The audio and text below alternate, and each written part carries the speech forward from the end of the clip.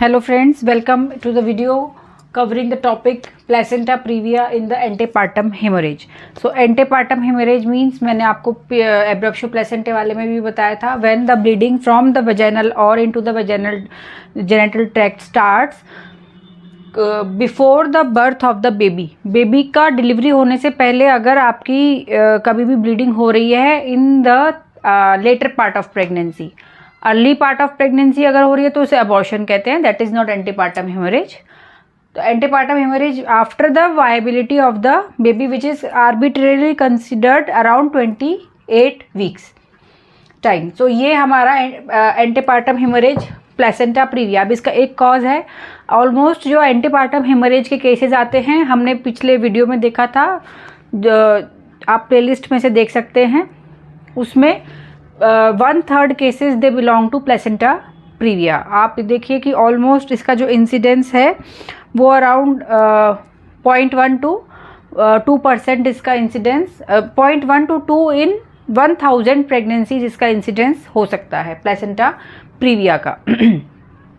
अब जो इसके डेफिनेशन हो गया, अब इसका सबसे पहले जो इसके कॉजेज कि प्लेसेंटा प्रीविया में मतलब आपका है क्या placenta previa. Placenta praevia is when the placenta is implanted in the lower uterine segment, that is called placenta previa. Abruptio placenta में हमने देखा था कि जो इसकी लोकेशन है that is normal but it has detached, सब में से पहले वो डिटैच हो गया है. प्लेसेंटा प्रीविया में क्या है कि जो placenta itself is located in the lower uterine segment in front of the presenting part. जो भी प्रेजेंटिंग पार्ट आपका फीटस का आ रहा है उससे आगे उसका इम्प्लांटेशन प्लेसेंटा का होता है. तो इस प्रीविया का मतलब है बिफोर. तो इसमें जो ये प्रीविया वर्ड यूज़ किया है placenta previa, it is in relation to the presenting part. तो प्रेजेंटिंग पार्ट से पहले क्या आ रहा है, प्लेसेंटा आ रहा है, तो इसलिए इसको प्लेसेंटा प्रीविया कहते हैं. लोअर यूट्राइन सेगमेंट में nearer to the internal cervical os ये प्लेसेंटा प्रेजेंट होता है, जिसकी वजह से ये लेटर पार्ट ऑफ प्रेगनेंसी में वहाँ से ब्लीडिंग स्टार्ट हो सकती है. और वो ब्लीडिंग इतनी सीवियर हो सकती है, ऑलमोस्ट 1/3 केसेस में इतनी सीवियर हो सकती है कि इट में cause maternal mortality also. So it is one of the factor जो आपका मॉर्टेलिटी को बढ़ाता है, मैटरनल मॉर्टेलिटी को. इसलिए हम इसको, ये बहुत ही थ्रेटनिंग का लाइफ थ्रेटनिंग कंडीशन है फॉर ए वुमेन. और इसके कुछ चीज़ें हैं जिसकी वजह से हम इसको एक इंसिडेंस भी कम कर सकते हैं अगर हम इसके रिस्क फैक्टर्स को कंट्रोल कर रहे हैं तो. और अगर हम, वही सिंपल सी चीज़ है कि अगर हम मैटरनल कंडीशन इम्प्रूव करके रखेंगे तो इसके जो होने वाले इफ़ेक्ट हैं वो उसको बॉडी झेल जाती है. तो सबसे पहले हम इसके देखेंगे कि what is the aetiology. Aetiology is कि ये क्यों हो रहा है. तो मल्टीपैरिटी, जितने ज़्यादा हायर बर्थ ऑर्डर होगा उतना इसका होने का चांस ज़्यादा होता है. Advanced maternal age more than 35 अगर है तो प्लेसेंटा प्रीविया होने का चांस ज़्यादा होता है. प्रीवियस यूट्राइन सर्जरीज, जो प्रीवियस यूट्राइन स्कार्स हैं, या तो आपका सेक्शन इवैक्यूएशन भी अगर हुआ है पेशेंट का रिपीटेड, या उसका हिस्ट्रोटॉमी हुई हुई है, सिजेरियन सेक्शन हुआ है, तो उन केसेस में आपको प्लेसेंटा प्रीविया होने के चांसेस ज़्यादा बढ़ जाते हैं. स्मोकिंग में बढ़ता है. और साथ ही साथ अगर मल्टीपल प्रेगनेंसी है, ट्विन प्रेगनेंसी है या ट्रिपलेट्स है, उसमें भी प्लेसेंटा प्रीविया के चांसेस बढ़ जाते हैं. तो इसकी जो थ्योरी है कि क्यों ये सब होता है, तो एक तो है ड्रॉपिंग डाउन थ्योरी. आपसे जब अगर आपके पास केस आता है एग्ज़ाम में, प्रैक्टिकल एग्ज़ाम में, और आपके पास एंटीपार्टम हेमरेज का केस है, तो वो आपसे इसका ड्रॉपिंग डाउन थ्योरी पूछ सकते हैं कि जो आपका जो जाइगोट जो आपका जो बना है इम्प्लांटेशन के लिए, जब वो नीचे आया है तो वहाँ पे उसका वो नॉर्मली अपना इम्प्लांट होने की जगह वहाँ पे उसका शायद डेसिडुआ जो है वो इतना अच्छे से फॉर्म नहीं हुआ, तो वो नीचे वाला डेसिडुआ पे वो आके अटक जाता है और इसकी वजह से ड्रॉपिंग डाउन थ्योरी है. अब जो प्लेसेंटा बनता है उसमें एक कोरियोनिक पार्ट होता है और एक डेसिडुअल पार्ट होता है. तो एक तो हो सकता है कि डिफेक्टिव कोरियोनिक एक्टिविटी परसिस्ट कर जाए, एक्स्ट्रा परसिस्ट कर जाए, और वो दूसरी जगह फिर आपके डेसिडुआ से वहाँ पे आके कांटेक्ट में उसका प्लेसेंटा प्रीविया बना दे. ये जो लोअर लो लाइंग प्लेसेंटा जो होते हैं, टाइप 1 प्लेसेंटा प्रीविया जो होते हैं, उसके लिए हम इसको बताते हैं। सेकेंड इज, अब एक तो हो गया कोरियोनिक एक्टिविटी परसिस्ट कर गई, दूसरा है डिफेक्टिव डेसिडुआ। अगर डेसिडुआ आपका मान लीजिए ठीक से नहीं बना है, चारों तरफ बन गया है, मेम्ब्रेनस हो गया है, उस कंडीशन में अगर डेसिडुआ में डिफेक्ट है तो उस कंडीशन में ना केवल प्लेसेंटा प्रीविया होता है बल्कि प्लेसेंटा जो है एक्रीटा, परक्रीटा और इनक्रीटा भी हो सकता है। तो व्हाट इज़ प्लेसेंटा, यहाँ पे मैं आपको थोड़ा सा बता दूं क्योंकि ये बहुत सीरियस कंडीशंस होती हैं। इस पोस्टपार्टम हेमरेज, इवन उसमें सिजेरियन हिस्टेक्टोमी की भी ज़रूरत पड़ती है। तो व्हाट इज़ प्लेसेंटा एक्रीटा। प्लेसेंटा हमने पढ़ा था, प्लेसेंटा वाले अगर आप वीडियोस को देखेंगे तो उसमें आएगा कि प्लेसेंटा के ऊपर फिब्रिनॉइड लेयर ऑफ डिजेनरेशन होता है जिसे नीटाबुक्स मेम्ब्रेन कहते हैं। तो it prevents further invasion of the this chorionic activity into the decidua. तो वो जो नीटाबुक्स मेम्ब्रेन है आपकी, वो आपकी नहीं हो पाती है इसमें। इस केस में क्या है कि आपका जो पेनिट्रेशन है वो डीप हो जाता है। तो नीटाबुक्स मेम्ब्रेन, ये जो फिब्रिनॉइड डिजेनरेशन एब्सेंट होती है in cases of placenta accreta, this can also come as an MCQ. और इसकी वजह से वो जो एक लिमिट हो जाती है कि प्लेसेंटा अब इसके आगे और ग्रो नहीं करेगा, वो नहीं हो पाता और वो it keeps on invading the maternal tissue. तो प्लेसेंटा एक्रीटा में क्या होता है, in case of placenta accreta, तो एक्रीटा, परक्रीटा एंड एक्रीटा, इनक्रीटा एंड परक्रीटा, एक्रीटा, इनक्रीटा। तो एक्रीटा में क्या होगा कि वो केवल आपका डेसिडुआ में फाइब्रिनॉइड डिजेनरेशन नहीं होगी, तो जो यहाँ से इसी फाइब्रिनॉइड डिजेनरेशन वाला जो पार्ट है, लेयर है, उसी से जो आपका डेसिडुआ सेपरेट होता है वो नहीं हो सकता। तो वो मॉर्बिडली एडिरेंट प्लेसेंटा, इसमें after delivery of the baby ये प्लेसेंटा आपका निकलता नहीं है। इनक्रीटा में क्या होता है कि मायोमेट्रियल इन्वेजन भी हो जाता है इसमें, ये इतनी डीप चली जाती है कि यूट्राइन मायोमेट्रियम इन्वेजन भी हो जाता है। और परक्रीटा में क्या होता है कि पूरा का पूरा मायोमेट्रियम इन्वेजन होके और ये आपका सिरोजा को भी इन्वेड कर जाता है, साथ ही साथ कोई अगर विसरल ऑर्गन है कभी कभी ये वहाँ तक भी पहुँच जाता है। So these are the about the placenta accreta. अब प्लेसेंटा एक्रीटा और प्लेसेंटा प्रीविया में आपस में रिलेशन होता है, that is an important question specially for those who are post graduates. उनको ये बात पता होनी चाहिए।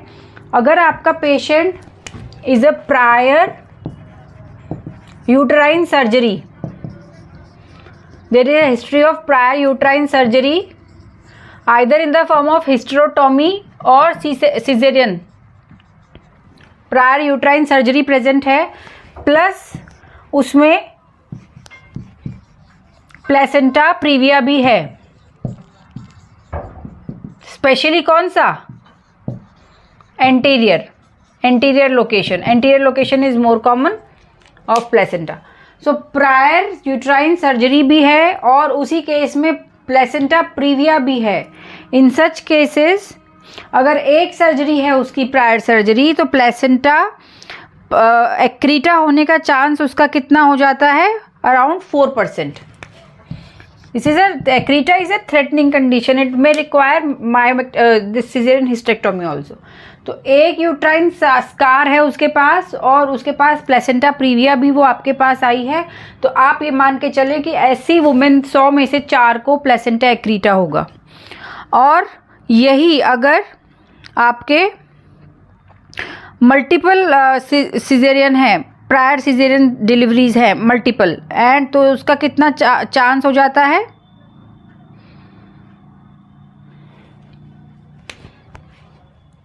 मल्टीपल अगर हैं तो उसका अराउंड 60% चांस हो जाता है ऑफ हैविंग दिस प्लेसेंटा एक्रीटा। सो अगर उसको एक भी यूट्राइन सर्जरी नहीं है और वो केवल एंटीरियर प्लेसेंटा प्रीविया है तो 4% चांस है।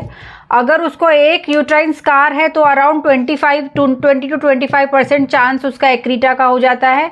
और अगर ये मल्टीपल यूट्राइन सर्जरी और प्लेसेंटा प्रीविया है, मतलब मल्टीपल मतलब 2 और मोर देन 2, तो अप टू 60% चांस, मतलब more than 50% of such women they have accreta, ये मान के चलें।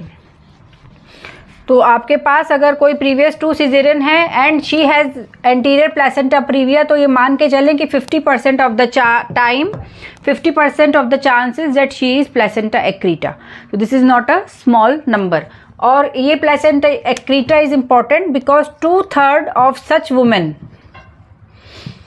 they need cesarean hysterectomy.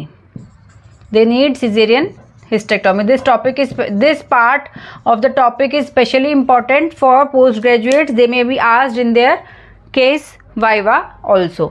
So आपकी एक भी यूट्राइन सर्जरी नहीं है, no uterine surgery and placenta previa, 4% chance of having accreta.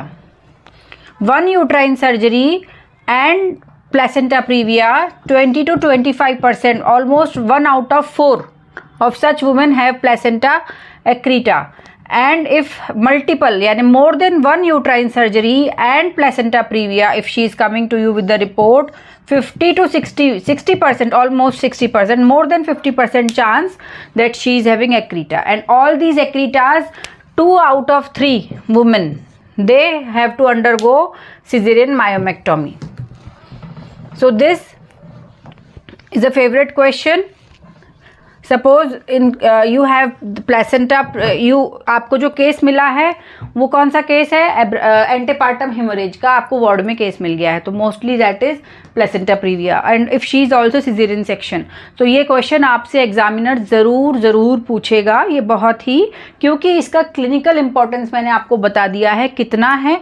अगर आप सचेत नहीं हैं, अगर आपने पहले से उसके लिए ब्लड अरेंज नहीं कर रखा, काउंसलिंग नहीं कर रखी है, तो आपको क्लिनिकल कॉम्प्लिकेशंस भी हो सकती हैं और साथ ही साथ लीगल कॉम्प्लिकेशंस भी हो सकती हैं. तो इसलिए ये आपकी जानकारी में होना, और अब क्योंकि सिजेरियन डिलीवरीज के रेट भी बढ़ रहे हैं तो ये आपको पता होना चाहिए. तो this thing is important for in view of the post graduates.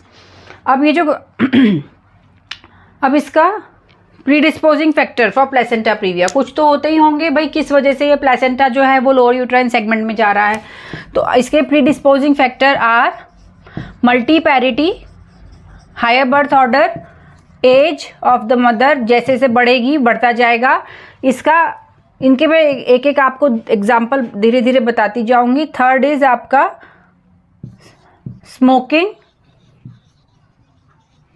Fourth is multiple gestation,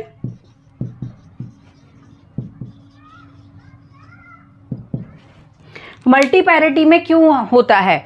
multiparity में ये माना जाता है, the theory behind this, the reason behind this, कि जब एक बार एक जगह प्लेसेंटा आपका एडियर हो गया इन वन प्रेगनेंसी, तो वो कुछ कॉन्स्टिट्यूशनल चेंजेस उस एरिया में ले आता है, जिसकी वजह से इट इज सेड कि next placenta will not be overlying that same part. वो कहीं और आपका जाके अटैच होगा, उस पार्ट पे नहीं हो पाता. तो जितना ज़्यादा उसकी हायर बर्थ ऑर्डर है, आप समझ जाइए कि उसके उतना यूट्राइन सरफेस जो है वो यूज़ हो चुका है, तो इसलिए वो लोअर यूट्राइन सेगमेंट में आने के चांस ज़्यादा है. एज का जो रिस्क फैक्टर है, एक तरीके से it could B indirect risk factor. Actual reason अभी एज की वजह से पता नहीं चला है कि क्यों है. इट मे बी बिकॉज कि एज के साथ मल्टीपैरिटी होती है. अगर कोई 35 प्लस वुमेन अगर प्रेग्नेंट हो रही है तो देयर आर चांसेस कि उसमें पहले भी बर्थ हुए होंगे. लेकिन अभी तक why increasing age is causing this is not known. अगर प्रायर उसके इवैक्यूएशन भी हुए हैं, दैट में also cause damage. Previous caesarean भी अगर उसका हुआ है, प्रीवियस सिजेरियन डिलीवरी से भी आपका इसके चांसेस बढ़ते हैं. स्मोकिंग से इसलिए बढ़ते हैं क्योंकि प्लेसेंटा जो है कार्बन मोनोऑक्साइड का जो एक्यूमुलेशन होता है, तो उसका हाइपोक्सिया को अवॉइड करने के लिए प्लेसेंटा साइज की वजह से वो आपको बढ़ जाता है. Multiple gestation, higher order 2 foetus हैं, प्लेसेंटल साइज थोड़ा बड़ा है, लार्ज है, तो it may encroach the lower uterine segment. तो दीज आर द कॉजेज. अब पैथोलॉजिकल एनाटमी अगर हम देखेंगे तो प्लेसेंटा इसका जो होता है वो आपका लोअर यूट्राइन सेगमेंट में होता है, तो वहाँ पे आपकी वैस्कुलैरिटी बढ़ती है. सर्विक्स भी जो है, मैटरनल सर्विक्स भी थोड़ी सी फ्राइबल हो जाती है लोअर यूट्राइन सेगमेंट में। अगर आप उसका सी सेक्शन करते हैं तो देखते हैं कि बहुत ज़्यादा टॉर्चुअस वेन्स आपको लोअर सेगमेंट पे नज़र आती हैं। सो टाइप ऑफ डिग्री, अब इसका एक क्लिनिकल इम्प्लीकेशन के लिए, क्योंकि टाइप 1, टाइप 2, टाइप 3, टाइप 4, कुछ केसेस, कुछ टाइप में caesarean is the only solution और कुछ केसेस में you can try for vaginal delivery. So type of placenta, type 1, type 2, type 3 and type 4. Type 1 is, it is said low lying, placenta is low lying but it is not coming up to the internal os. Second type 2 जो होता है, it is just reaching, वो बिल्कुल internal os के margin तक पहुंच जाता है, just reaching the internal os. Third one is type 3 is partially it is covering the internal os. जब इंटरनल ऑस क्लोज है तो वो पूरा उसके ऊपर है, जब वो अगर मान लीजिए डायलेट होना शुरू होती है तो some part of dilated internal os will not have that placenta over it. And type 4 it is complete placenta previa, it is complete placenta previa. That means कि पूरा का पूरा आपका जो प्लेसेंटा है वो जैसे यहाँ पे अगर आपका हम ये देखें, ये इंटरनल ऑस है, तो जो टाइप 1 लो लाइंग है, सो लो लाइंग कुड बी कि प्लेसेंटा ऐसे आ रहा है और यहाँ तक आके रुक गया, इंटरनल ऑस तक नहीं आया।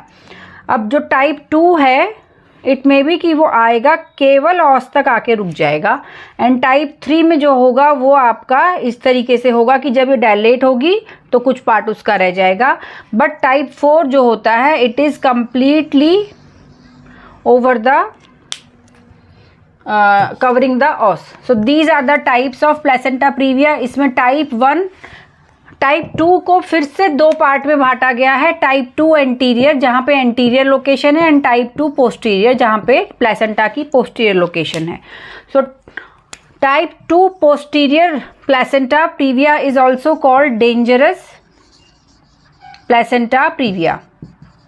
सो आपसे कोई पूछता है what is dangerous placenta previa, it is, आप सोचेंगे कि कंप्लीट प्लेसेंटा प्रीविया होता होगा, no, it is type 2 posterior, इसको डेंजरस प्लेसेंटा प्रीविया कहा जाता है। क्यों, वो मैं अभी आपको तुरंत बता देती हूँ ताकि आप उसे कोरिलेट कर सकें। टाइप 2 पोस्टीरियर में क्या होता है, हमें पता है कि वहाँ पे सैक्रल प्रोमोन्ट्री है, पीछे सैक्रम है, ये सैक्रल प्रोमोन्ट्री है, ये आपकी बर्थ कैनाल है, ये आपकी आगे की वॉल है। तो जब आपका ये प्लेसेंटा टाइप 2 जो मार्जिन तक पहुंचता है तो उसका जो मेजर बल्क है वो अराउंड 2.5 सेंटीमीटर तक के आसपास का सेंटर में होता है। तो वो कहाँ आ जाता है, it almost that centre of the placenta, it almost covers the this sacral promontory, it almost covers, और यहाँ से ये आपकी कॉर्ड जा रही है। तो इससे क्या होता है कि जो ये आपका पेल्विक इनलेट का एंटेरो पोस्टीरियर डायमीटर है वो 2.5 सेंटीमीटर का, तो यहाँ पे प्लेसेंटा ने जगह घेर ली, तो आपका जो फिटल प्रेजेंटिंग पार्ट है अगर, तो वो आपका यहाँ एंगेज नहीं हो सकता क्योंकि वो एंटेरो पोस्टीरियर डायमेंशन जो आपकी डायमीटर है उसको कम कर रहा है, तो यहाँ पे आपको एंटर होने में हेल्प नहीं मिल पाती है, वो जगह घेर लेता है। तो इस कंडीशन में ये कंप्रेस भी नहीं हो पाता, और अगर यहाँ पे इसमें से ब्लीडिंग स्टार्ट हो गई तो it is not controlled by anything. So ये इसलिए इम्पॉर्टेंट है टाइप 2 प्लेसेंटा प्रीविया। एक होता है स्टालवर्दी साइन, वो भी इसी के लिए है। स्टालवर्दी साइन में क्या करते हैं कि जब हम फिटल हेड को प्रेस करते हैं पोस्टीरियरली, तो क्योंकि वहाँ पे आपकी कॉर्ड भी प्रेजेंट है प्लेसेंटा की, वो कंप्रेस होके आपके फिटल हार्ट साउंड जो है वो स्लो हो जाते हैं। तो ये Stallworthy sign positive is an indicate also seen in cases of type 2 posterior placenta praevia. लेकिन ये स्टालवर्दी साइन कभी कभी फॉल्स पॉजिटिव भी हो सकता है, मतलब there is no placenta previa but still it can come as positive अगर आपने बहुत फोर्सफुल हेड को पकड़ा हुआ है, तो अगर आपने बहुत फोर्सफुली पकड़ा है। तो इसलिए स्टालवर्दी साइन को अगर आपको वाकई में एलिसिट करना चाहते हैं तो आपको बहुत जेंटल प्रेस करना होता है। इट इज़ नॉट कि आप पूरा फोर्स लगा के हेड को पकड़ेंगे तो वो वैसे ही हेड कंप्रेशन से उसका FHS लो हो जाएंगे। So these are the degrees of placenta previa. अब ये प्लेसेंटा प्रीविया को जो है what is the cause of bleeding in this placenta previa, क्यों प्लेसेंटा प्रीविया में ब्लीडिंग होती है। जो प्लेसेंटा आपका नॉर्मली अपर यूट्राइन सेगमेंट में जब वो प्रेजेंट है और वो प्री मैच्योर सेपरेशन हो गया तो हमें पता है एब्रेप्शियो प्लेसेंटे होता है, लेकिन इसमें क्यों होती है ब्लीडिंग। देखिए जो प्लेसेंटा है वो इन लेटर पार्ट ऑफ प्रेगनेंसी तक वो ग्रो होना बंद हो जाता है, राइट। और आपका जो लोअर यूट्राइन सेगमेंट है जहाँ पे वो प्लेसेंटा प्रेजेंट है, लोअर यूट्राइन सेगमेंट जो है इसकी ग्रोथ ही ज़्यादा कब होती है, लेटर पार्ट ऑफ प्रेगनेंसी में। लेटर पार्ट ऑफ प्रेगनेंसी में ये ग्रो करता है और तब तक प्लेसेंटा की जो इलास्टिसिटी कह लो या उसकी ग्रोथ पोटेंशियल कह लो वो नहीं होती है। तो जब ये ग्रो करना शुरू करता है, प्लेसेंटा इसी पे अटैच है, तो वो तो अपना एक जगह, मान लीजिए पहले वो इतने पोर्शन पे अटैच था, अब ये पोर्शन जो है ये इतना बन गया, तो ये जो शेयरिंग इफेक्ट होता है इसकी वजह से यहाँ पे इसके साइनसेस खुल जाते हैं और वहाँ से वो ब्लीडिंग होती है। तो जब वो साइनसेस खुले हैं वहाँ पे आके थ्रोम्बस जमा हो जाता है, तो वो साइनस सील हो जाते हैं, ब्लीडिंग बंद हो जाती है एंड प्रेगनेंसी कंटिन्यू हो जाती है। कभी कभी क्या होता है कि जब ये शेयरिंग होता है साइनसेस खुलते हैं पर बंद नहीं हो पाते हैं क्योंकि वो बहुत बड़ा खुल गया है, तो इसकी वजह से ब्लीडिंग परसिस्टेंट रह जाती है एंड उस केस में वो लाइफ थ्रेटनिंग हो सकता है। तो शुरुआत में जब ये लोअर यूट्राइन सेगमेंट आपके early part of later pregnancy, इसको समझिए, early part of later pregnancy में जब ये धीरे धीरे कहीं कहीं से खुलने शुरू होते हैं तो कभी कभी माइनर हेमोरेजेस होती हैं। वो भी कौन सी होती हैं, पेनलेस, हल्की फुल्की उसको ब्लीडिंग आती है। तो अगर पेशेंट इस प्रकार से आ रही है हल्की फुल्की ब्लीडिंग, तो उसको हम क्या कहते हैं, वार्निंग हेमोरेज बोलते हैं, क्योंकि शुरुआत में ऐसा हुआ है, आगे जाके वो और बड़ा साइनस खुल सकता है वहाँ पे शेयरिंग की वजह से, और क्या होगा फिर बहुत टॉरेंशियल ब्लीडिंग वहाँ से शुरू हो जाएगी, बहुत तेज ब्लीडिंग शुरू हो जाएगी। तो इसलिए इनको वार्निंग हेमोरेजेस बोलते हैं, क्योंकि अगर आपने इनको मिस कर दिया और आपने ये डायग्नोज नहीं किया या आपने उसको प्रिपेयर नहीं किया उस हिसाब से महिला को, तो आपको महिला की जान से भी हाथ धोना पड़ सकता है। तो इसलिए वार्निंग हेमोरेज इन्हें कहा जाता है। अगर later part of pregnancy में any woman if she comes without pain with bleeding, in later part of pregnancy if a woman comes without pain and with bleeding PV, it is considered to be placenta previa unless proved otherwise. later part of pregnancy है यानी कि after suppose 24 to 26 weeks के बाद वो आपके पास आ रही है and she has come to you, there is no pain but there is vaginal bleeding, so you label her as placenta previa unless and until it is proved कि there is some other cause. Some other cause can be yes local causes जो 5% होते हैं, हमने देखा था, otherwise ये placenta previa ही हम इसे मानेंगे और उसी प्रकार से हम इसको इन्वेस्टिगेट करेंगे, मैनेज करेंगे। अगर डायग्नोसिस चेंज होती है then we will give treatment accordingly, otherwise we will treat her in that way only. अब जो ये फिर से पोस्ट ग्रेजुएट्स के लिए बात क्वेश्चन है कि कितने परसेंट में कब कब ब्लीडिंग होती है, हिमरेज जो है ब्लीडिंग के साथ जो महिला आ रही है वो किस जेस्टेशन पे कितने परसेंट आती हैं। तो आप इसे डिवाइड करिए, less than 30 weeks, 30 to 36 weeks and more than 36 weeks. 1/3 women आपकी 30 वीक्स से पहले आ जाएंगी, 1/3 आपकी आ जाएंगी 30 से 36 के बीच में और 1/3 आपकी आएंगी आफ्टर 36। फीटल प्रोग्नोसिस जो मैटर करता है वो उस बात पे मैटर करता है कि कितनी जेस्टेशनल एज पे उसको ब्लीडिंग स्टार्ट हो रही है। जितनी देर से जेस्टेशनल एज पे ब्लीडिंग स्टार्ट होगी फीटल प्रोग्नोसिस उतना अच्छा होगा। 36 वीक्स के बाद अगर वो आ रही है विद द ब्लीडिंग तो आप उसको टर्मिनेशन ऑफ प्रेगनेंसी ही आप उसको करेंगे एडवाइस। 30 से 36 वीक्स के आसपास आ रही है एंड इफ़ तो उसके हिसाब से आप कोशिश करेंगे कि उसको आप लंग मैचुरेशन का स्टीरॉयड का शॉट दें और आप उसको उसकी जनरल कंडीशन बिल्डअप करेंगे, उसको उसी हिसाब से देखेंगे। और लेस देन 30 वीक्स पे अगर आ रही है तो चांसेस होता है कि वो कितना 2 या 3 हफ्ते ही ज़्यादा खिंच पाता है, तो लंग मैचुरेशन इसमें भी देंगे।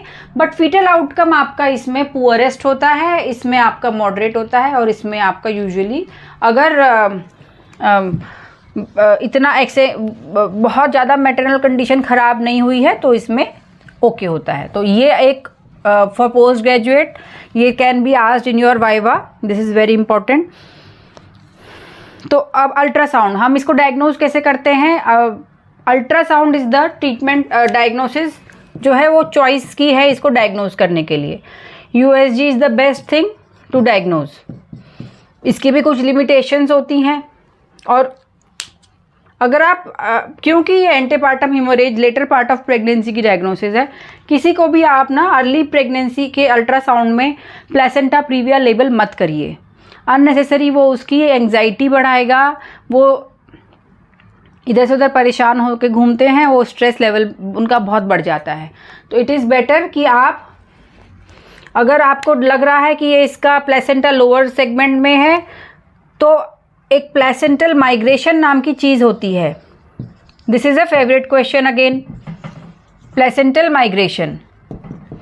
17 वीक्स के अल्ट्रासाउंड में अगर हमने ये देखा है कि प्लेसेंटा लो लाइंग है, और आप उसको फिर बाद में letter 3rd trimester of pregnancy में इसका अल्ट्रासाउंड कर रहे हैं, तो मोस्टली आपके ये जो भी प्लेसेंटा प्रीविया लेबल किए गए थे 17 वीक्स में, वो सब आपके अपर सेगमेंट में पहुंच जाते हैं। क्यों? क्योंकि वही आपका जो लोअर सेगमेंट है वो ग्रो ही आपका लेटर पार्ट ऑफ प्रेगनेंसी में करता है। तो जिसे आप पहले प्रीविया समझ रहे थे, लोअर यूट्राइन सेगमेंट में समझ रहे थे, जब वो लोअर यूट्राइन सेगमेंट डेवलप हुआ तो वो अपने आप ऊपर शिफ्ट हो गया। तो it is an arbitrary, this is not actual migration of the placenta, जैसे कि नाम बता रहा है। एग्जामिनर ये पूछना चाहता है आपसे कि आपको ये पता है कि वो प्लेसेंटा खुद ऊपर जा रहा है या किस वजह से ऊपर जा रहा है। It is a relative migration of the placenta because of the development of the lower uterine segment. मान लीजिए कि हमारा ये प्लेसेंटा है यहाँ पे, सॉरी ये हमारा अर्ली प्रेगनेंसी का यूट्रस है, और हमें ये दिख रहा है कि प्लेसेंटा हमारा यहाँ पे है within 2 centimetre of the os. हमने देखा इसको, हमें लग रहा है कि ये आपका लो लाइंग प्लेसेंटा है, लेकिन जब लेटर पार्ट ऑफ प्रेगनेंसी में ये ग्रो हुआ पूरा, तो लोअर सेगमेंट आपका अच्छे से डेवलप हुआ, तो ये यहाँ पहुँच गया। तो this is not in the diagnostic criteria. तो ये क्या हो गया, इसका प्लेसेंटा माइग्रेट हो गया। अरे ये तो ऊपर चला गया, पहले नीचे था। चला नहीं गया है, एक्चुअल में वो नीचे वाला पार्ट डेवलप हो गया है, वो डेवलप हो गया है जिसकी वजह से आपको ये लग रहा है कि ये ऊपर चला गया है। So this is relative migration, this is not actual migration of the placenta. And इसीलिए अगर आपको मान लीजिए कि सेकेंड ट्राइमेस्टर में भी अगर आपको किसी को लग रहा है 20 to 24 वीक्स के स्कैन में अगर आपको दिख रहा है कि किसी को लो लाइंग प्लेसेंटा है, it is always better to confirm in around 30 to 32 weeks again. उस केस में आप उसको दोबारा से अल्ट्रासाउंड करेंगे ये चेक करने के लिए कि अब वो उसकी लोकेशन कहाँ है।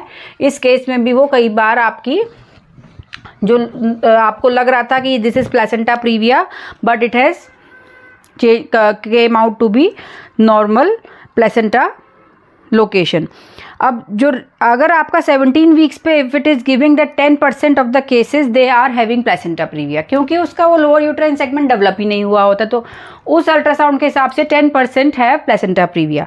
But if you do the repeat ultrasound then almost 90% of the cases में क्या होता है, प्लेसेंटा आपका अपनी ऊपर की लोकेशन में नज़र आता है and it is not placenta praevia. So this is the placental apparent migration of the placenta to the upper uterine segment and this is called placental migration। अब इसमें जो हम अल्ट्रासाउंड की बात कर रहे हैं, तो यहीं पे मैं आपको बता दूं कि अल्ट्रासाउंड के डायग्नोस्टिक क्राइटेरिया के लिए क्या इंपॉर्टेंट है, जो प्लेसेंटा कहाँ तक आपका कितने पोर्शन से नीचे के प्लेसेंटा को आप लो लाइंग कहेंगे। देखिए अगर उसने इंटरनल लॉस को टच कर लिया, यहाँ पे आपको दिख रहा है कि वो बिल्कुल इंटरनल लॉस तक पहुँचा हुआ है, तो वो आपको बिल्कुल अच्छे से दिख रहा है। लेकिन लो लाइंग की क्या परिभाषा है, लो लाइंग आप कब तक कहेंगे? लो लाइंग कहने के लिए जो यूट्रो वेसाइकल फोल्ड है, जहाँ से आपका जो ब्लैडर जहाँ तक आ रहा है, और फिर वो यूट्रो वेसाइकल फोल्ड जो है आपका, वो उसके नीचे तक अगर प्लेसेंटा आ रहा है तो it is called placenta previa, low lying placenta. अब ये तो आ गया जब एंटीरियरली लोकेटेड प्लेसेंटा है, Okay, this is very easy to locate, but in cases of posterior location, when placenta is posteriorly located, ultrasound से उसको पिकअप करना लो lying placenta को थोड़ा सा डिफिकल्ट हो जाता है, क्योंकि एक तो क्या है, प्रेजेंटिंग पार्ट जो है उसकी इकोजेनिसिटी वगैरह की वजह से वहाँ तक रेज पहुँच नहीं पाती हैं।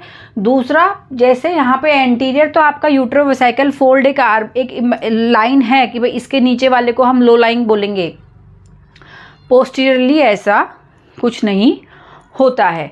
कभी कभी हमें ये एंटीरियरली हमने यूट्रोवेसाइकल फोल्ड को माना है, लेकिन अगर आपका बहुत ही ज़्यादा डिस्टेंडेड ब्लैडर है तो भी हमको नॉर्मली लोकेटेड प्लेसेंटा कैसा नज़र आएगा कि वो यूट्रोवेसाइकल फोल्ड के नीचे आ गया।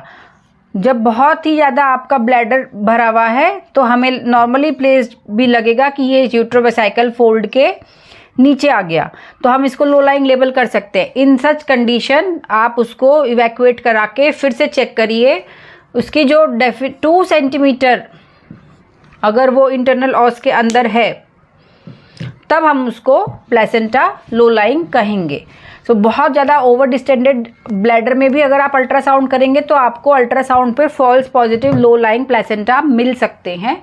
क्यों? क्योंकि वो आपका ओवर डिस्टेंड होने की वजह से वो जो मार्क है वो ऑलरेडी ऊपर पहुंच गया है, तो नॉर्मल लाइंग भी आपको लो लाइंग नज़र आते हैं। तो अगर आपको कोई डाउट है तो आप उसको ब्लैडर को इवैक्यूएट करके फिर से एक बार उसका अल्ट्रासाउंड करा सकते हैं। Clinical features, this is very important. The bleeding is woman comes in her later part of pregnancy with the bleeding, only bleeding and nothing else, there is no other symptom. कोई pain नहीं होता है unless and until कभी कभी जब ये separate होता है तो जो ब्लड होता है वो यूट्रस को इरिटेट करके प्रीटर्म लेबर भी स्टार्ट कर सकता है, unless she is in labour. तो अगर वो लेबर में है तो एब्रप्शो प्लेसेंटे में कैसे पेन होता है उसका हमने देखा था। एब्रप्शो प्लेसेंटे में उसका बस सिर्फ यूट्राइन टोन बढ़ा होता है, उसमें रेगुलर यूट्राइन कॉन्ट्रैक्शन नहीं होते, वो बीच बीच में रिलैक्स नहीं होता है। तो इस कंडीशन में आपका क्या है, इसमें आपके हो सकता है वो माइल्ड यूट्राइन कॉन्ट्रैक्शन के साथ आए, बट जब उसका ऑनसेट हुआ है ये जो पेन है it has started after some time of the bleeding, वो उसके साथ एसोसिएटेड नहीं होता है। तो उसका टिपिकल सिम्टम है मैं कुछ नहीं कर रही थी, मुझे कुछ पता नहीं था, कोई दर्द नहीं हुआ, कुछ नहीं हुआ, बस ब्लीडिंग शुरू हो गई। सो ऐसी कंडीशन को मैंने अभी बताया था, you will label as placenta previa and manage accordingly, and you will also differentiate it from this abruptio placentae, which is also important cause of this antepartum hemorrhage। तो ये आपकी चीज़ें इंपॉर्टेंट है। अब आपको per vaginal examination is a big no. आप कोई patient आपने उसको डायग्नोसिस दे दी प्लेसेंटा प्रीविया की, एंटीपार्टम हेमरेज की, आप उसका पीवी नहीं करेंगे unless and until it is proved कि that she is not previa. So PV नहीं करेंगे। PS and local genital examination कर सकते हैं उसका।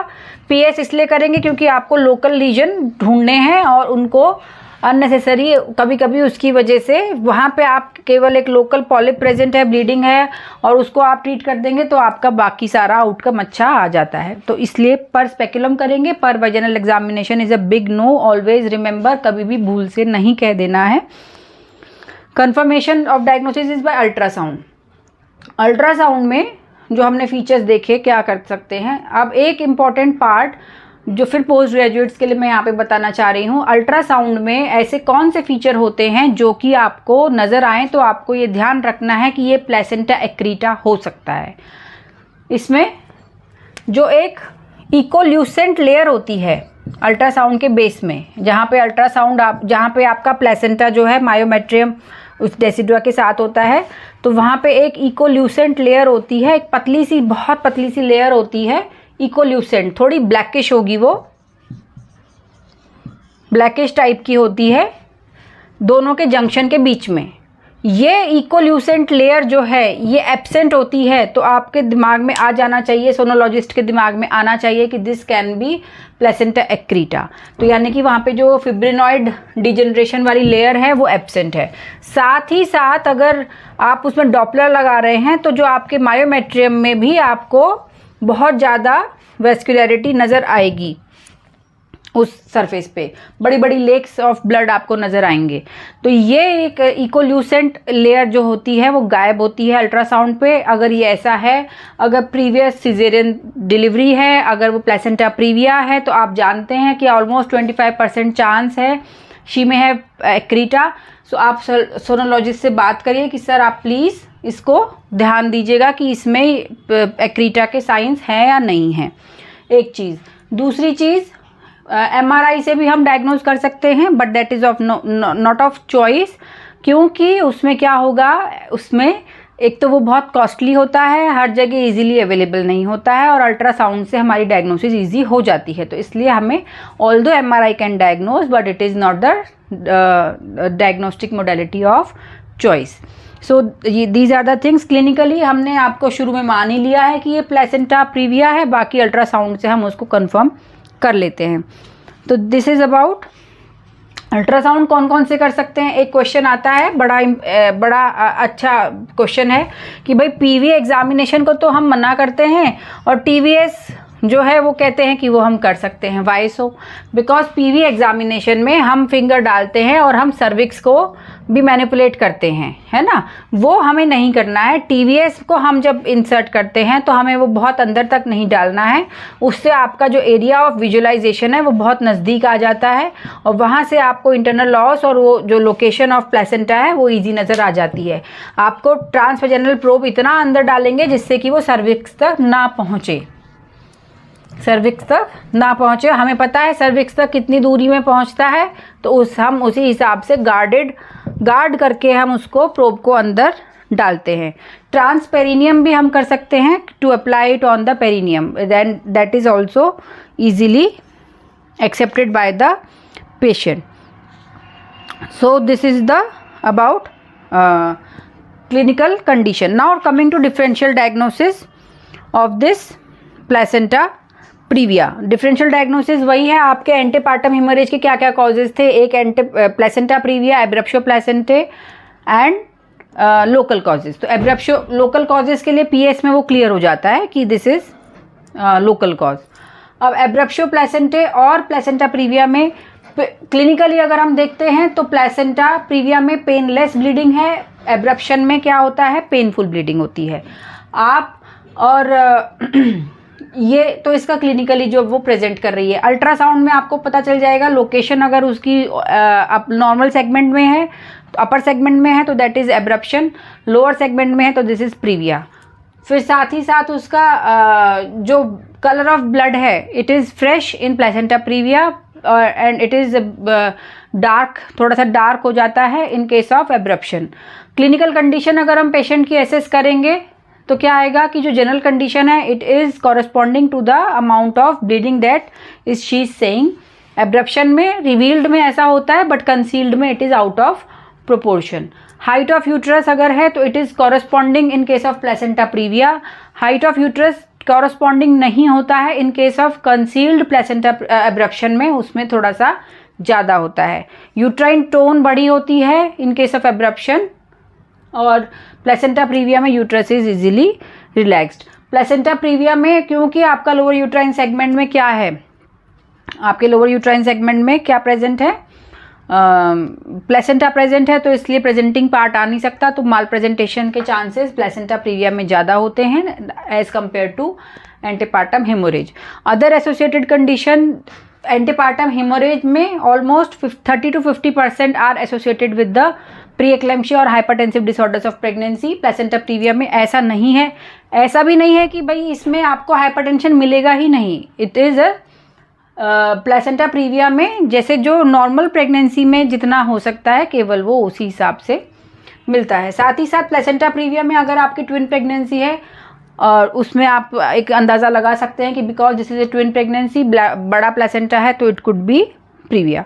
सो these are some things that are important for placenta previa. I have tried to cover, मैंने देखा, इसको हमने डिस्कस किया। आपको अगर ये वीडियो पसंद आता है आप हमारे चैनल को सब्सक्राइब ज़रूर करें, हमारे वीडियो को आप अपने फ्रेंड्स में शेयर करें। कॉम्प्लिकेशंस कैन बी डिवाइडेड, कोई भी चीज़ होती है ऑब्स्टेटिक में, it is always divided into maternal and fetal.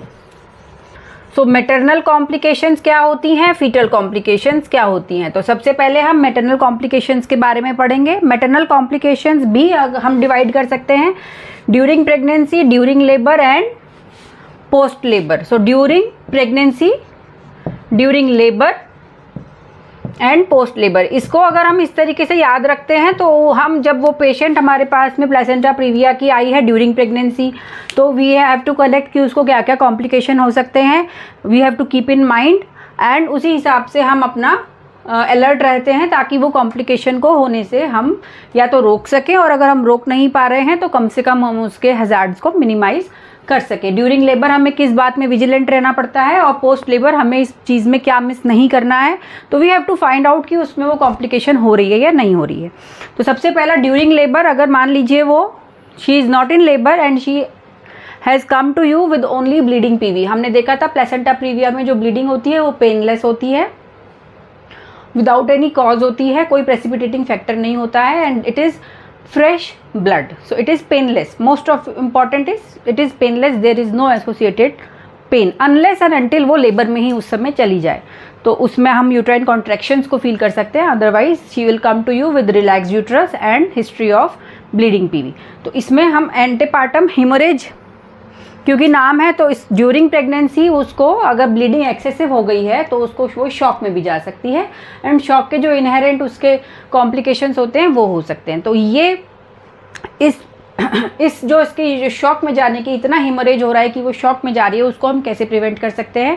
पहली बात तो हम अगर उसको एंटीनेटल उसका एनीमिक स्टेटस को अगर हम करेक्ट कर दें, हम अगर उसके हीमोग्लोबिन को हम अच्छा कर दें और उसका जो हीमोडायनेमिक स्टेटस है वो अच्छा है, तो अगर थोड़ा बहुत ब्लीडिंग हो रही है तो वो उसको कोप अप कर सकती है। If she is already having 8 gram haemoglobin, तो थोड़ा सा भी हिमोरेज होगा तो she will end up in shock. तो एक तो हम सबसे पहले उसका एनीमिक स्टेटस जो है उसको करेक्शन करना है ड्यूरिंग हर प्रेगनेंसी। साथ ही साथ जो इनजुडिशियस पर वेजिनल एग्जामिनेशन होता है that has to be avoided, it is a big contraindication. पहली बात, हर एंटीपार्टम हिमोरेज का first diagnosis is placenta previa unless proved otherwise, और उसमें भी आपको ये ध्यान रखना है एंटीपार्टम हिमोरेज में क्योंकि आप उसको सबसे पहले प्लेसेंटा प्रीविया मान रहे हैं तो इसलिए आप उसका पर वेजिनल एग्जामिनेशन नहीं करेंगे even if she is having pain. अगर वो पेन के साथ आई है, मान लीजिए वो उसको 36 वीक्स पे ये स्टार्ट हुआ, she lands up in labour also, she will come to you with pain, और आप सोचेंगे कि पेन विद ब्लीडिंग है तो this is antepartum, this is abruptio placentae. No, you have to consider it as placenta previa only, no per vaginal examination, क्योंकि कभी कभी पर वेजिनल एग्जामिनेशन में इतनी टॉरेंशियल ब्लीडिंग हो जाती है कि वो तुरंत शॉक में चली जाती है, जैसे कि आपने टैप खोल दिया हो। तो इस वजह से जब तक आप उसको प्रूव नहीं करते कि ये कुछ और है, आप उसे प्लेसेंटा प्रीविया मानेंगे। So this can be asked in your clinical based questions in MCQ. और एक तो इनजुडिशियस जो उसका पर वेजिनल एग्जामिनेशन है वो नहीं करना है, ये ध्यान रखना है। आप हो सकता है एमओ बने, किसी भी पीएचसी में आप पोस्ट हो, वहाँ आपके पास ऐसी पेशेंट आए तो भूल के भी उसका पर वेजिनल एग्जामिनेशन नहीं करना है। सेकेंड थिंग उसका, बिकॉज लोअर पार्ट में हमारा क्या है, lower part is occupied by placenta, तो वहाँ पे आपको फीटल हेड आने में समस्या होती है, तो इसलिए malpresentation during pregnancy, malpresentation are also seen, transverse lie हो जाएगा, ऑब्लिक लाई हो जाएगा, तो वो भी आपका एक ड्यूरिंग प्रेगनेंसी इसका कॉम्प्लिकेशन है। एंड प्रीमेच्योर लेबर, मान लीजिए उसको 33 वीक्स पे ब्लीडिंग स्टार्ट हो गई and she lands up in labour, तो उसको क्या हो गया, प्रीमेच्योर लेबर हो गया। तो these are the 3 during pregnancy complications. First of all haemorrhage and shock, second is malpresentations, and third one is your premature labour. अब चलो वो लेबर में आ गई, now she is in labour, so what are the complications we can come across, हमें क्या क्या complication मिल सकते हैं। अर्ली रप्चर ऑफ मेम्ब्रेन्स हो सकता है, और कई बार अर्ली रप्चर ऑफ मेम्ब्रेन्स होने के बाद में वो लेबर उतने अच्छे से प्रोग्रेस नहीं करता। पुअर प्रोग्रेस ऑफ लेबर या slow dilatation of cervix because of the placenta जो वहाँ पे एडहियर है वो उसको लोअर सेगमेंट और सर्विक्स के पास है, तो उसको ढंग से वो आपको प्रोग्रेस नहीं होने देता। Now intrapartum haemorrhage can also occur, she comes to you with antepartum haemorrhage, placenta previa in labour, अब मान लीजिए जब वो आपके पास आई उसकी ब्लीडिंग रुक गई, now she is in labour, थोड़ा सा उसका सर्विक्स डायलेट हुआ, जो प्लेसेंटा आसपास था वो फिर अपनी जगह से सेपरेट हो गया, तो उसको इंट्रापार्टम हीमोरेज भी हो सकता है। तो in that case you have to take her for caesarean section. अगर आपका प्रेजेंटिंग पार्ट वहाँ पे उसको प्रेस करके ब्लीडिंग नहीं रोक पा रहा है तो इंट्रापार्टम हीमोरेज भी इसमें हो सकती है। देन अब जब ये सारी कॉम्प्लिकेशन हो रही हैं तो उसका ऑपरेटिव इंटरफेरेंस भी बढ़ रहा है, डेफिनेटली उसको सिजेरियन सेक्शन के चांसेस उसमें ज़्यादा हैं, तो उसके अपने इनहेरेंट जो उसके कॉम्प्लिकेशंस होते हैं, तो increase incidence of operative interference. Postpartum में क्या हो सकता है? पोस्टपार्टम में सबसे ड्रेडेड कॉम्प्लिकेशन जो होती है पोस्टपार्टम हीमोरेज। उसके पोस्टपार्टम हीमोरेज होने के जो कॉजेज हैं, सबसे पहला because the placenta is lying in the lower uterine segment, जहाँ पे आपका जो हमने पढ़ा था ह्यूमन ये फिजियोलॉजिकल चेंजेस इन प्रेगनेंसी वाले वीडियो में आप देखिएगा, जो एक ह्यूमन लाइगेचर्स जो आपका लिविंग लाइगेचर्स जो होते हैं वो लोअर सेगमेंट में कम होते हैं, तो वहाँ पे जो आपका प्लेसेंटा जहाँ से छूटा है, जहाँ से वो हटा है, that is in lower segment. Lower segment में वो जो रिट्रैक्टाइल एक्शन होता है अपर यूट्राइन सेगमेंट का वो पुअर होता है, तो इसलिए उसमें अटोनिक पीपीएच के चांसेस होते हैं। साथ ही साथ जो प्लेसेंटल सरफेस है, क्योंकि हमने पिछले वीडियो में देखा है कई बार इसमें प्लेसेंटा जो होता है ना वो पतला होता है, ज़्यादा फैला हुआ होता है, तो placental surface area is large, तो जितना ज़्यादा लार्ज सरफेस एरिया होगा इतने वो रिट्रैक्शन आने को होगा, उतने में उसका ब्लड लॉस ज़्यादा हो जाता है। थर्ड वन इज़ हमने पिछले वीडियो में देखा मॉर्बिडली एडेरेंट प्लेसेंटा या प्लेसेंटा एक्रीटा के चांसेस प्लेसेंटा प्रीविया के साथ बढ़ जाते हैं, तो जब वो होता है तब भी आपका पीपीएच होता है। This is the third cause. And fourth cause is traumatic PPH, because cervix के पास अगर प्लेसेंटा है, मान लीजिए एंटीरियर प्लेसेंटा था, लो लाइंग था, it is near to cervix, तो सर्विक्स जो है उसमें थोड़ी सी फ्रिजाइल हो जाती है, बहुत वहाँ पे टॉर्चुअस ब्लड वेसल्स होते हैं, तो वहाँ से कई बार थोड़ा सा भी ट्रॉमा जो है वो आपको बहुत ज़्यादा ब्लीडिंग करता है। तो examiner may ask you what are the causes of PPH in a case of placenta previa, तो उसमें आप फटाफट जवाब देंगे। फर्स्ट ऑफ ऑल क्योंकि लोअर यूट्राइन सेगमेंट में जो प्लेसेंटा होता है it has got a poor retractile nature, so that is one cause, atonic PPH. Now because of the larger surface area of the placenta, the blood loss is more, so this is the second cause. Third one is the association of morbidly adherent placenta is common with placenta previa, so it may lead to postpartum hemorrhage. And fourth one is traumatic PPH because the cervix is very much vascular and fragile in cases of placenta previa. So these are the complications. Now अब postpartum में क्योंकि हमने देखा कि intrapartum में उसका operative interference भी बढ़ रहा है और उसका प्लेसेंटल सरफेस जो है it is closer to the cervix, it is wider as compare to the normally situated placenta, तो जब आपके वो सर्विक्स के पास में है तो वहाँ से आपके जो इन्फेक्शन है ऑर्गेनिज्म है they can ascend and they can cause inflammation eight the placental side जो आपकी अभी रीजनरेट हो रही है। तो उस केस में हमें और क्या क्या चीज़ें देखने को मिलती हैं? सब इन्वॉल्यूशन एंड प्यूरपेरल सेप्सिस। इसके भी इमीडिएट पोस्टपार्टम में तो आपका हिमोरेज हो जाएगा and you have to be vigilant to find out कि इसमें प्यूरपेरल सेप्सिस तो नहीं हो रही है या इसमें सब इन्वॉल्यूशन तो नहीं हो रहा है। सब इन्वॉल्यूशन के ऊपर अगर आपको डिटेल देखनी है you can go to the video on this postpartum के जो हमने वीडियो बनाए हैं उसमें आप जाके उसको देख सकते हैं।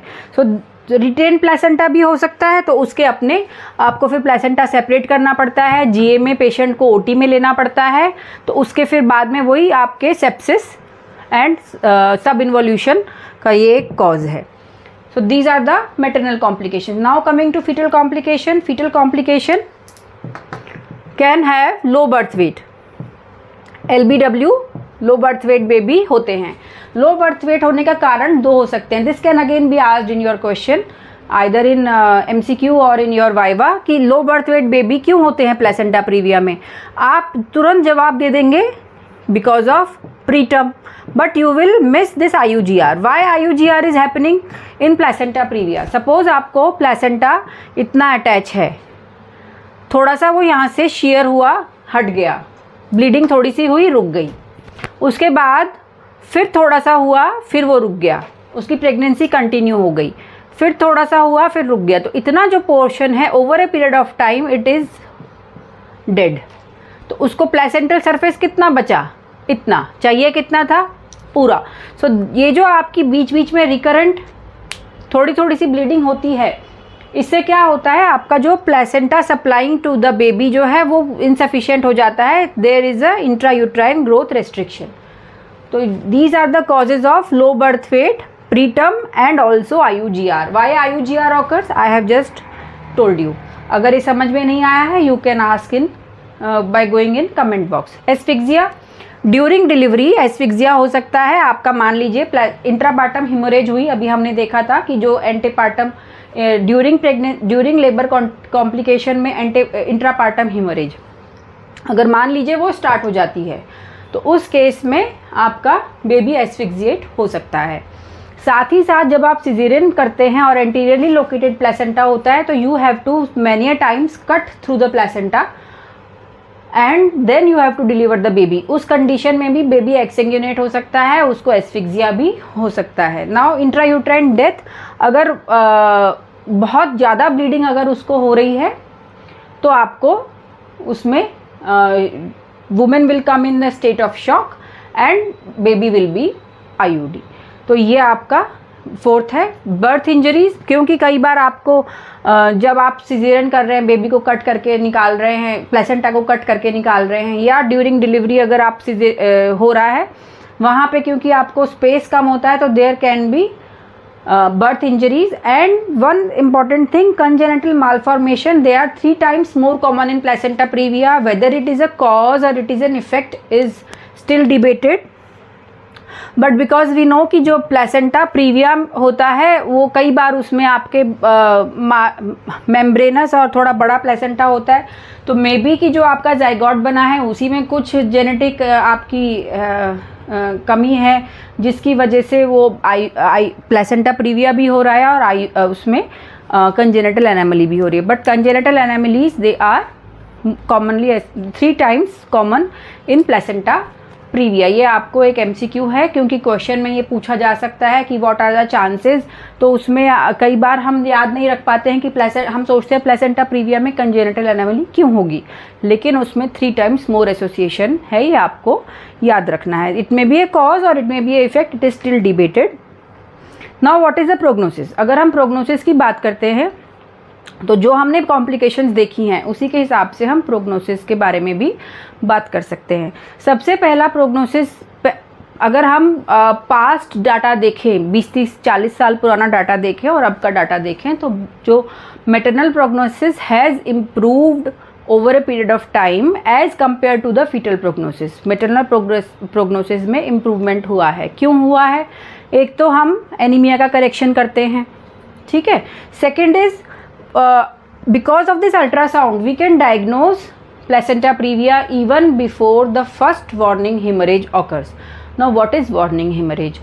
Warning hemorrhage होती है जो पहली hemorrhage किसी भी placenta previa की पेशेंट को होती है, that is called warning hemorrhage. Even if it is very small, it is not to be ignored, इसीलिए इसका नाम रखा गया है वार्निंग हेमरेज, क्योंकि ये आपको वार्न कर रही है कि अगर आपने पहले डायग्नोज नहीं कर रखा है तो कम से कम इसके बाद आप उसको डायग्नोज करें, यू डू एन अल्ट्रासाउंड। तो एक तो वार्निंग हेमरेज को आपको कभी मिस नहीं करना चाहिए। You should refer the patient to the tertiary care centre immediately if she comes with the bleeding PV during her pregnancy. अगर वो ब्लीडिंग PV आपके पास आने तक रुक भी गई है, still you have to tell the women to go to the tertiary care centre.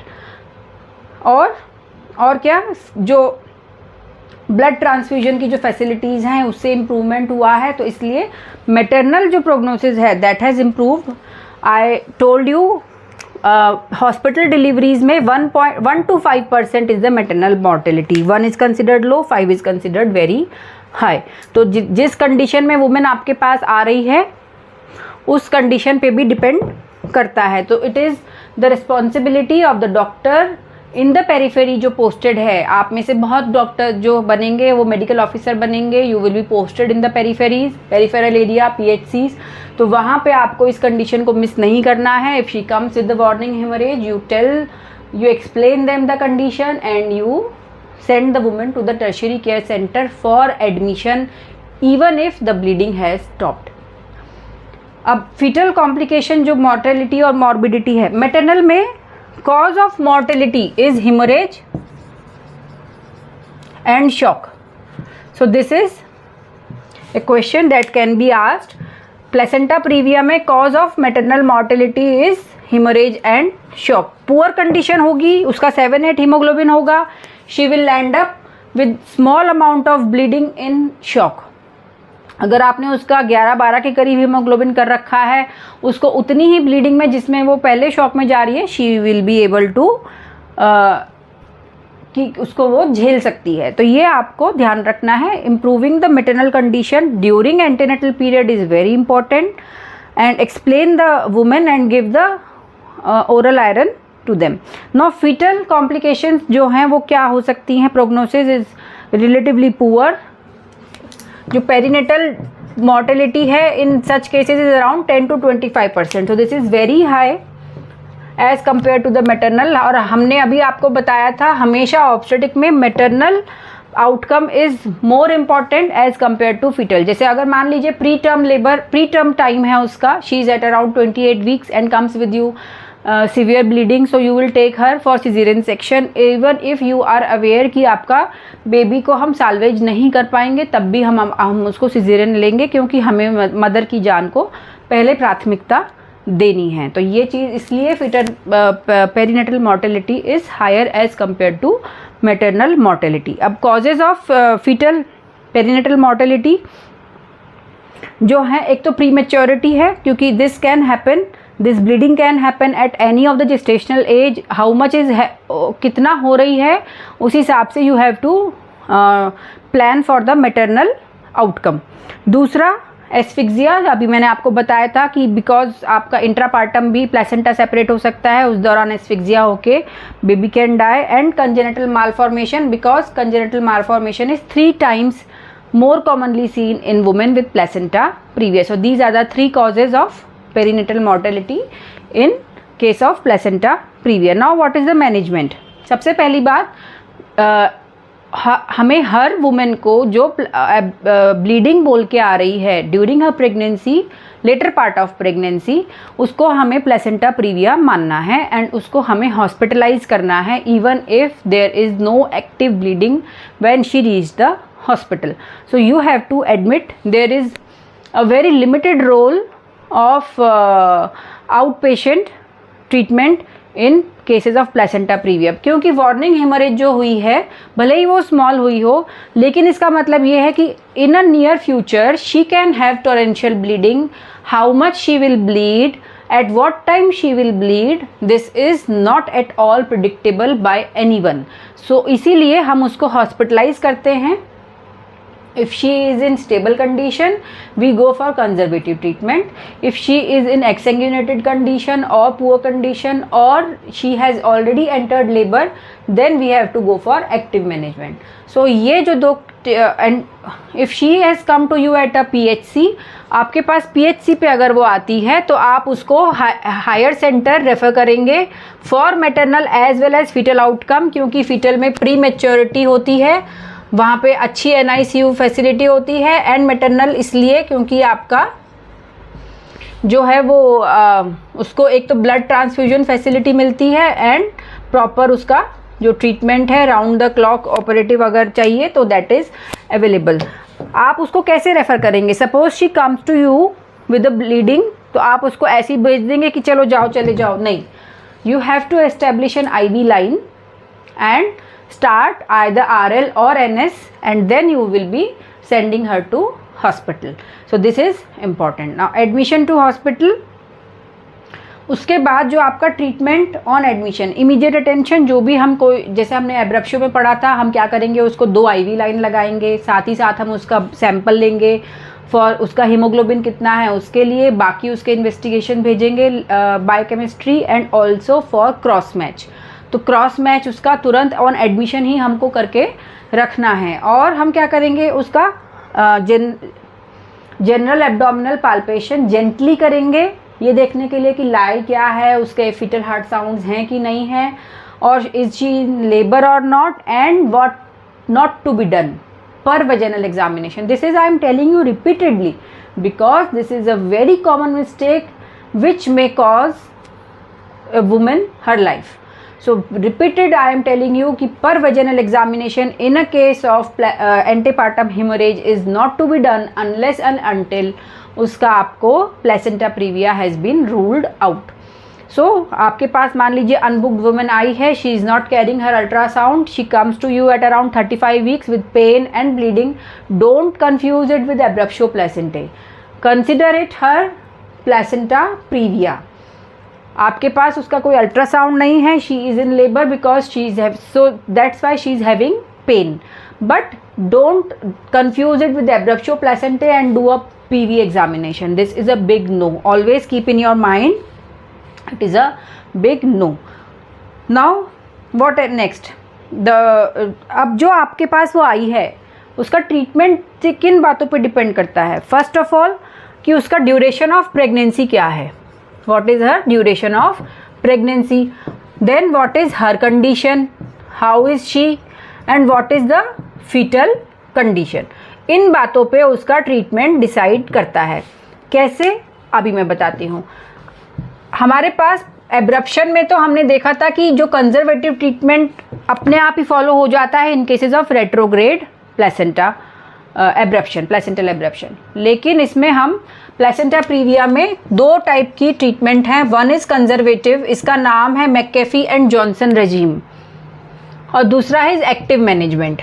You are doing something, यहाँ पे you are just observing, allowing her pregnancy to continue, and this conservative treatment is aimed not for maternal salvage but for fetal salvage. Conservative active का तब है जब आपको maternal condition poor है, या वो लेबर में आई है, या फीटस इज ऑलरेडी डेड और having congenital anomaly. So these are indication of active treatment, contra indication of conservative treatment. Remember it, mother is in good condition, she is less than 37 weeks, or fetus is doing good, then you will put her to conservative, and there is no active bleeding, then you will put her to conservative treatment. Mother is she is coming to you after 37 weeks, she is in poor state, torrential bleeding is happening, she is in shock, there is IUD or there is congenital malformation. These are the indication of active. तो जो active के indication है they are the contra indication for conservative treatment, और जो conservative के indication है they are the that can allow you for a conservative treatment. Suppose she comes to you at around 34 weeks, she is उसको warning haemorrhage हुई है first time, her haemoglobin is more than 10 and she is in good condition, labour is not started, and fetus is also good, and there are no congenital anomaly detected. So this is the, आप उसको क्या करेंगे, you will try her कि आप उसको 37 weeks तक ले जाएं जहाँ पे उसका fetal prognosis भी improve कर जाए, because she is already in good condition. You will put her on conservative treatment. Conservative treatment को मैकेफी एंड जॉनसन रेजिम कहते हैं, 1945 से है ये. इसका नाम याद रखिए, आपसे टीचर ज़रूर पूछेगी, ज़रूर पूछेगी अगर आपके पास प्लेसेंटा प्रीविया या एंटीपार्टम हेमरेज का केस एग्जाम में है. What is Macafee and Johnson regime? It is a conservative treatment in order to salvage the foetus. इसका इंडिकेशन क्या है? It is not for maternal indication, it is for fetal indication, because the hemorrhage is not so severe. Woman is in good condition, fetus is in good condition. So why you subject her to preterm delivery? In that case आप उसको conservative treatment पे रखेंगे. तो conservative treatment में आप उसको hospitalize रखेंगे, that is must. One thing. दूसरा थिंग, उसके लिए कंजर्वेटिव ट्रीटमेंट में अगर आप किसी प्लेसेंटा प्रीविया को रखना चाह रहे हो तो आपके सेंटर पे क्या क्या फैसिलिटी होनी चाहिए, that is the important thing. आप ऐसे ही पीएचसी पे तो नहीं रखेंगे उसको कंजर्वेटिव ट्रीटमेंट में, क्यों? क्योंकि वहाँ पे आपके ब्लड ट्रांसफ्यूजन फैसिलिटी नहीं है, राउंड द क्लॉक सिजेरियन की फैसिलिटी नहीं है। सो दो 2 प्रीरिक्विजिट्स आप उसको कब रखेंगे? You have round the clock blood transfusion facility, also you have round the clock caesarean facility. उन्हीं सेंटर्स में आप इनको कंजर्वेटिव या मैकेफी एंड जॉनसन रेजिम के लिए रखेंगे। You will hospitalise irrespective at what gestation she has come to you, and you will do a frequent vulval examination कि उसको ब्लीडिंग तो नहीं हो रही है। साथ ही साथ आप एवरी 2 to 3 वीक्स पे उसका एक अल्ट्रासाउंड कराएंगे to assess the fetal condition. And और उसमें आप क्या नहीं करेंगे, पर वेजिनल एग्जामिनेशन आप इसमें नहीं करेंगे। I am again telling you, क्योंकि ये बहुत ही एक इम्पॉर्टेंट चीज़ है। आप उसको सप्लीमेंट्री हिमैटिनिक्स देंगे ताकि उसका जनरल कंडीशन बनी रहे। अगर उसको बीच बीच में थोड़ी थोड़ी ब्लीडिंग होती है, सपोज उसका एक पैड सोक हो गया and the bleeding again stopped, तो ऐसी कंडीशन में क्या आप उसको सिजेरियन के लिए ले जाएंगे? No, you will assess the foetus again, you will assess again the maternal condition. अगर आपको लग रहा है कि उसका हीमोग्लोबिन मान लीजिए 11 था और फिर वो आपका इसमें 9 हो गया, you can go for blood transfusion and then you will allow her pregnancy to continue till either fetus is viable or she lands up in active bleeding that is severe, moderate or severe. So अगर आपने patient को McAfee and Johnson regime पे रखा है and उसको थोड़ी थोड़ी bleeding हो रही है, तो that is not an indication for termination of that conservative treatment. So what are either she lands up in severe और मॉडरेट ब्लीडिंग और fetus is dead during that time, or you on ultrasound you find that there is some congenital anomaly. So these are the indication जब आप उसको इस conservative treatment को रोक देंगे. Then you will have to do her delivery and you have to shift yourself to active treatment. One more thing जो आपकी conservative treatment में add होनी चाहिए वो है उसका maternal steroids दिए जाते हैं for fetal lung maturation. So and two things that are not to be done in conservative treatment. One is tocolytics, they do not have any role, and other is cervical encerclage. This can be asked in your MCQ also, or during Viva teacher may ask you. So what are not indicated in conservative treatment or McAfee and Johnson regime? Tocolytic, they do not have any role, and cervical encerclage has no role. In fact, cervical encerclage is contraindicated क्योंकि वहाँ पे cervix में vascularity बड़ी होती है. जैसे ही आप उसमें नीडल डालेंगे वहाँ से तुरंत ऐसे ब्लीडिंग स्टार्ट हो जाएगी. और एक और चीज़, जब वो पेशेंट आपकी स्टेबल हो गई है, 1-2 दिन आपके साथ हॉस्पिटल में है and now she is comfortable, you do a gentle per speculum examination to rule out the local causes like कोई पॉलिप है या कुछ उस टाइप का जो 5% केसेस में होते हैं. तो अगर वो है तो आप उसको साथ के साथ टैकल कर सकते हैं. Ultra this is also common कि आपको लोकल कॉज भी मिल जाए और यूएसजी में आपको लो लाइंग प्लेसेंटा भी मिल जाए. तो अगर आपको एडमिशन करने के बाद पर स्पेकुलम में आपको नज़र आता है कि there is a local cause, so don't make a hasty decision कि she is not placenta previa. This does not rule out her being a placenta previa. Ultrasound is the guide. आपको ultrasound में देखना है. It is possible that she could be having both placenta previa as well as some local cause.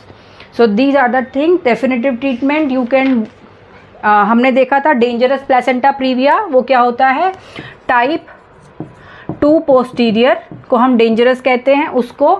साथ ही साथ जो आपका type 3 and type 4 that is complete placenta previa, in cases में we will post her to caesarean section even if the baby is dead, और there is some any other obstetric contraindication for vaginal delivery like there is a transverse lie or there is a this thing contracted pelvis transverse lie, previous cesarean section. So these are the contraindication for vaginal delivery. जो हमारा type 1 placenta praevia या type 2 anterior है, अगर she is in labour you can augment and you have to keep in mind that she will end up in again intrapartum haemorrhage. आपको blood उसका ready रखना है transfusion के लिए. उन केसेस में we can go for vaginal delivery. Otherwise जो ये मैंने आपको बताए थे इसमें आपको there is a must caesarean section. अब जो इसमें सिजेरियन सेक्शन होता है वो कौन सा करना होता है? There is a 2 type of caesarean section that can be done. एक है क्लासिकल एंड एक है लोअर सेगमेंट. सो क्लासिकल तो बुक्स में ही है अब अवेलेबल, हार्डली कोई करता है इसको. बुक्स में आपको पता होना चाहिए कि क्लासिकल टाइप का भी सिजेरियन सेक्शन होता है because you are if you are a post graduate student. जो ओल्डर ऑब्स्टेट्रिशियंस हैं जिन्होंने ये किया हुआ है अच्छे से actively, they may still be using it. But अभी लोअर सेगमेंट अप्रोच के लिए इतना आप इजी आपको हो गया है, आप इतने हैबिचुअल हो गए हो कि even in placenta previa lower segment is better.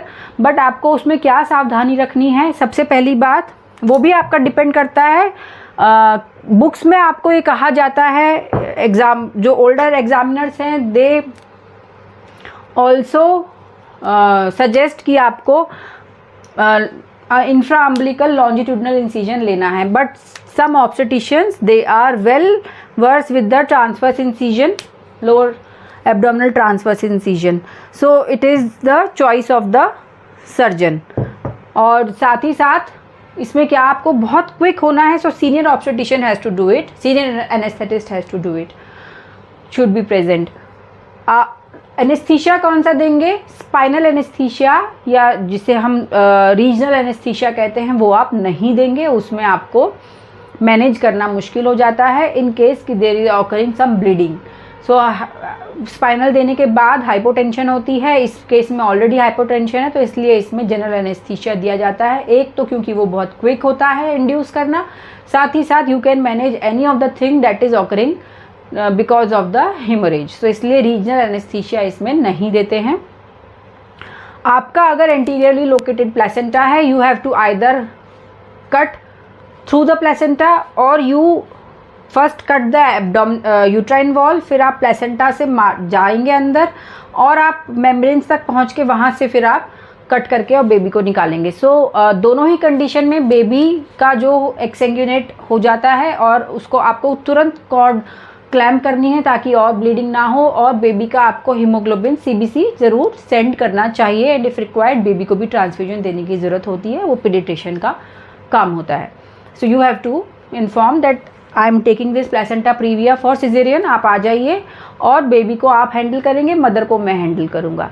तो ये इसमें एक आपको ध्यान रखना है कि जो आपको कई बार क्योंकि लोअर सेगमेंट पे ही प्लेसेंटा है वो बहुत वेस्कुलर है, आपको ऊपर ही टॉर्चुअस वेन्स नज़र आती हैं. तो उसमें आप क्या कर सकते हैं, दो तरफ लाइगेचर पुट करके you have to cut in between. So you can go through the placenta, cutting through the placenta, और marginally you can go. Both cases में आपका फीटस एट रिस्क हो जाता है. So this is anterior placenta previa. Now अब caesarean section के बाद क्या हो सकता है? You have to very vigilantly check about the bleeding sinuses that are present. आपका जो जहाँ से प्लेसेंटा सेपरेट हुआ है you have to be very vigilant. आपको ब्लीडिंग साइनसेस को टैकल करना है. साथ ही साथ क्योंकि लोअर सेगमेंट में प्रेजेंट है, कई बार आपका सर्विक्स जो होता है वो बहुत फ्रेजाइल हो जाता है, तो आपका जो सूचर्स हैं वो भी बहुत ध्यान से लेने पड़ते हैं. तो दीज आर द कॉम्प्लिकेशंस.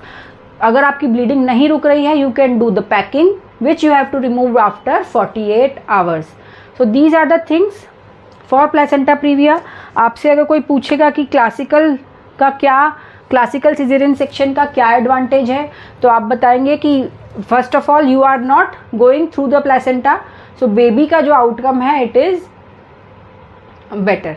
उसका डिसएडवांटेज क्या है?